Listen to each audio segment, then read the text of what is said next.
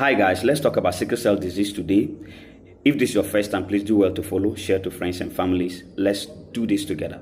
Now, when we talk about sickle cell disease is a genetic blood disorder or a blood disorder which causes your red blood cells to become curved and stiff like a half moon-like shape or a banana-like shape due to a defect in your red blood cells hemoglobin. Now, a normal red blood cell is round and flexible in shape. It's round like a donut and flexible in shape, and then which is able to flow easily and freely within your blood vessels.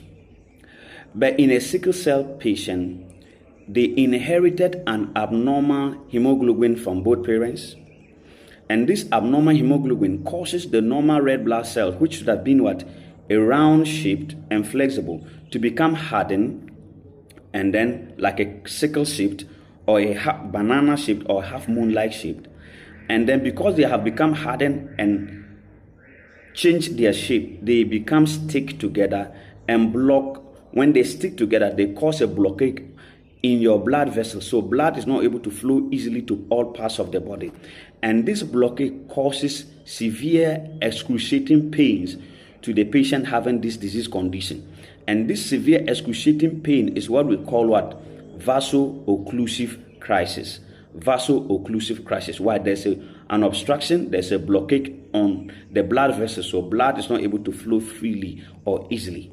Now, if vaso-occlusive crisis, which is normally sickle cell crisis, occur in the patient, there are certain implications that the patient undergo through. Number one implication is insufficient blood supply. Insufficient blood supply is number one implication of vaso-occlusive crisis. Why? Because in a sickle cell patient, your hemoglobin, which is an oxygen carrying capacity, which carry oxygen and blood to all parts of the body, is abnormal, causing your red blood cells to change in shape.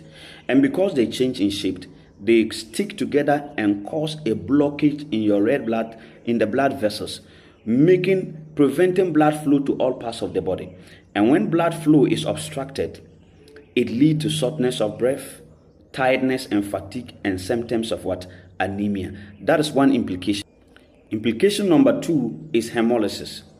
A normal red blood cell is supposed to live up to 90 to 120 days. 90 to 120 days. But in a sickle cell patient, because of the abnormality of their hemoglobin level, the red blood cell experience a massive breakdown, and some of them change in shape. And when they change in shape, they become fragile and break down, which is leading to anemia and inflammations. These are complications. The third